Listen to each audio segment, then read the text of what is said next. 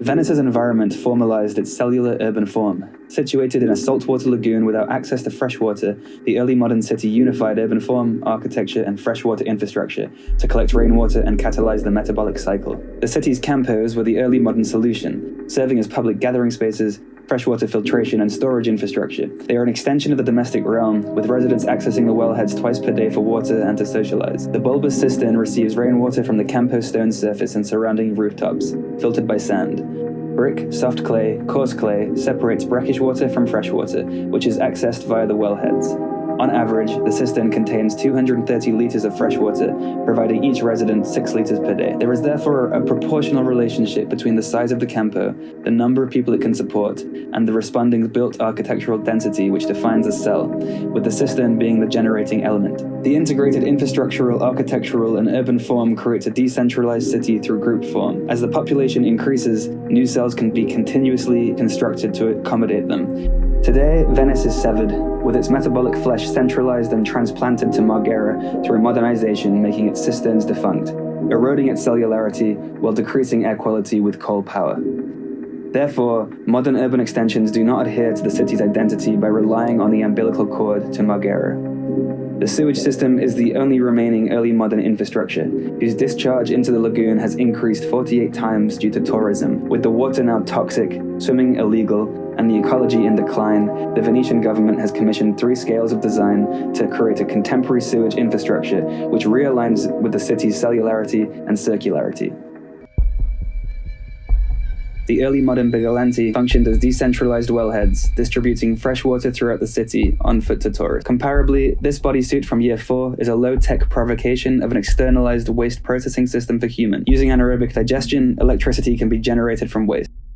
Modern Venice separates its flesh from its skin, paralleling how the modern body separates its mind through artificial extension. While these augmentations rely on separate energy sources, they cannot be acknowledged as part of ourselves. Unifying natural and artificial senses through an augmented metabolism may bridge this divide. Could my body power my mind, being inhabited by Paul or Luke, as its environment is further extended by VR and eventually a Neuralink? The digester is the most important component of the anaerobic digestion system, informing 3 material scales. The AI speculates on a myriad of possible outcomes.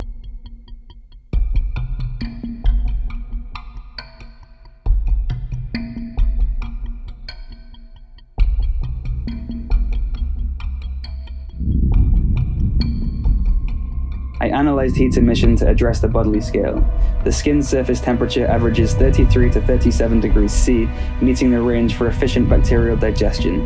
Our emissivity quickly transfers heat to inert surfaces. Where our arteries are closest to our skin creates hot regions, being the chest, the armpits, the crotch, and the back of the knees. Motion keeps bio-waste mixing to expose it to the microbes to digest. The body's movement is utilized as an ergonomic pump, with the most kinetic regions being the back of the knees, hips, and shoulders. The bodysuit can cushion the skin with its new augmented flesh for comfort by analyzing contact nodes for sitting, writing, and kneeling.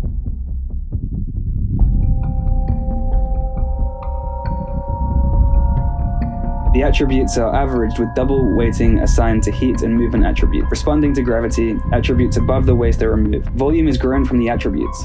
UK residents output an average of 0.5 kilograms of solid waste per day, producing enough biogas for 0.1 kilowatt hours of energy, which can power an Oculus Quest 2 VR headset for 12 hours. The second volume responds to a 30-day of waste storage. The volume changes with the season, the environment, and culture and energy use.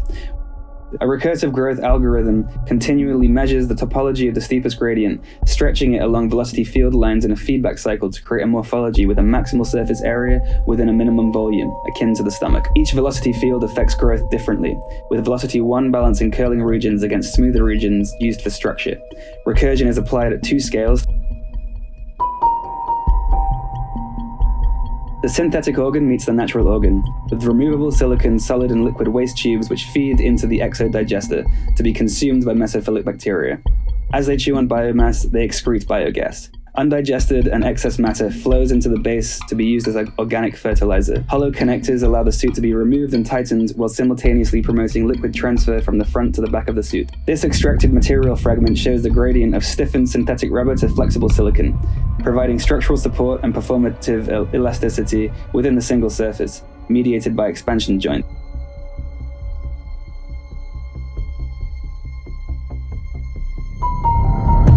roof aligns the internal undulating surface to absorb liquids and provide bacterial substrate. The undulations deflect wind flow to maintain heat, while the smooth surface interfaces with the body to absorb heat into the volume. The wobbling motions continuously mix internal contents, maximizing energy extraction. Biogas rises from the augmented intestine to enter the fuel cell, separating CO2 from methane, which are pumped to the torso for pneumatic storage. The fuel cell separates biogas into 30% CO2 and 70% methane, which is stored in the torso. Methane is flammable and is stored within an elastic Kevlar skin to prevent ignition. CO2 is stored within ETFE. Methane is exported as needed to the fuel cell to generate electricity to power the VR headset.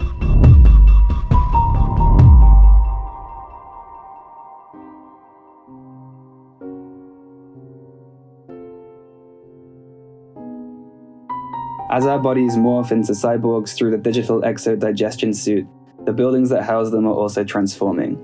Increasingly, telecommunication systems replace circulation systems, and the solvent of digital information decomposes traditional building types. Now the bathroom, the sewer system, and the power plant is replaced by the synthetic metabolic organ. One by one, the familiar forms vanish. Then the residue of recombinant fragments yields up mutant.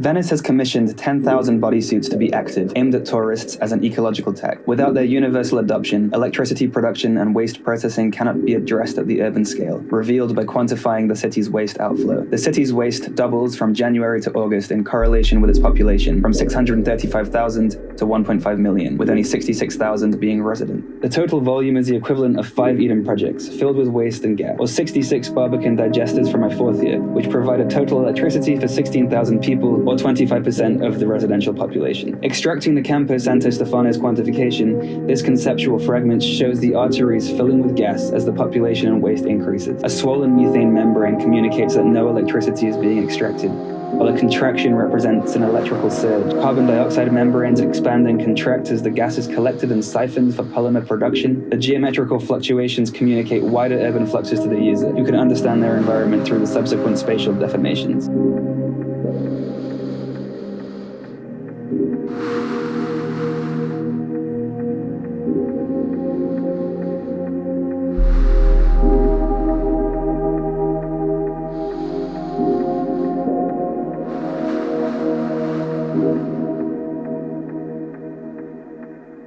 To realign with the city's cellular identity, the government have commissioned the reappropriation of the defunct cisterns underneath the Campo's surface with inhabitable anaerobic digesters, with the first being the Campo Santo Stefano. While its structure remains, it is today filled with sediment, which is a byproduct of the sewage deposition in the canals, which requires 3,000 meters cubed to be dredged annually. Sediment is subtracted with CNC robots and synthesized into a sediment-crete, which is 3D printed to form the digester's shell. Therefore, the construction process further metabolizes sewage waste. This prototype intersects the biodigester with a bathhouse to facilitate a visceral relationship between the body and the system. This scale and program has the benefit of using excess heat from the methane fuel cell to passively heat the water, drawn in and filtered from the canal. The baths are on top of the digesters, providing warmth to both the user and the waste, but hygienically separated by the soft membrane. The movement of the users passively mix the bio-waste. The temperate bath is 37 degrees C for optimum digestion efficiency. The hot bath is at 45 degrees C. Steam rooms are underneath the voids in the digesters to continuously provide heat. The digestion bathhouse reintroduces a lost infrastructural layer within the Venetian tableau.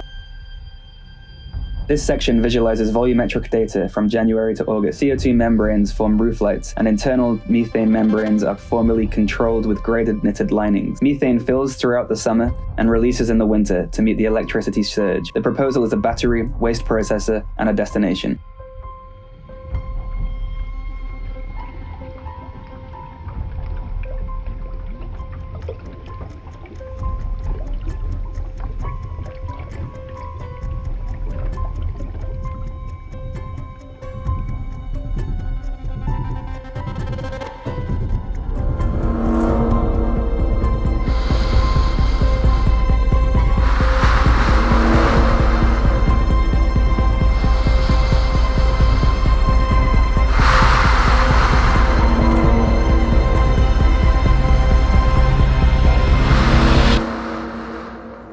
beds are replaced with bodysuit portals, transferring their waste and gas into the camper's bathhouses. While forming a highly contextual response to Venice's identity, it is too restrained by its context to complete the anaerobic digestion ecosystem, with its fertilizer output feeding crop production to create a system feedback loop.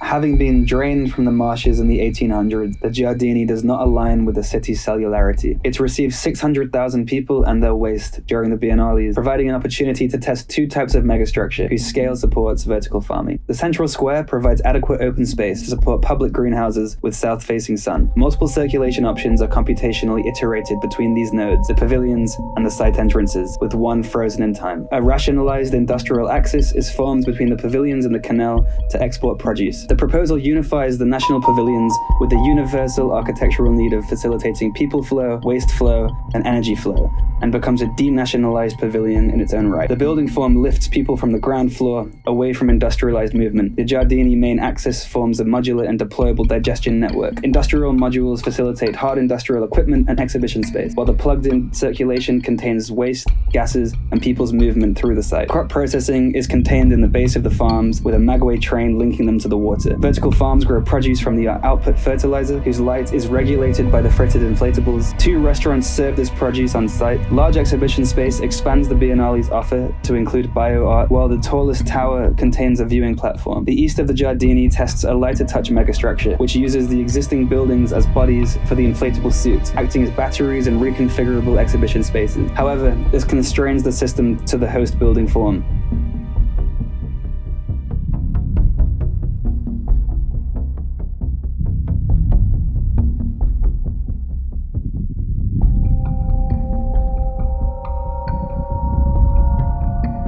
The master plan is completed with a water velocity analysis, growing land along low-velocity regions to extend the Giardini and create a dock for small ships to collect crops and excess CO2 for city-wide distribution, 3D printed from sediment concrete.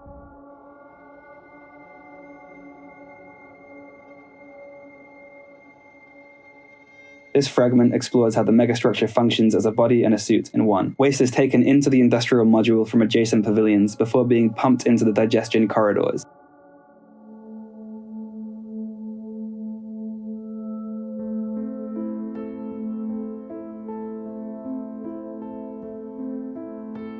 The digesters are upgraded from the bodysuit, integrating steel fibers to provide gradients from structure to elasticity, to provide both stability and volumetric expansions and contractions. This forms the floor of the circulation, with air suspension components transferring kinetic energy of the user's footsteps into the digesters, passively mixing the waste like the bodysuit's knees. Biogas is separated in the industrial module, with CO2 stored as an inner inflatable lining to prevent ignition of the methane outer lining.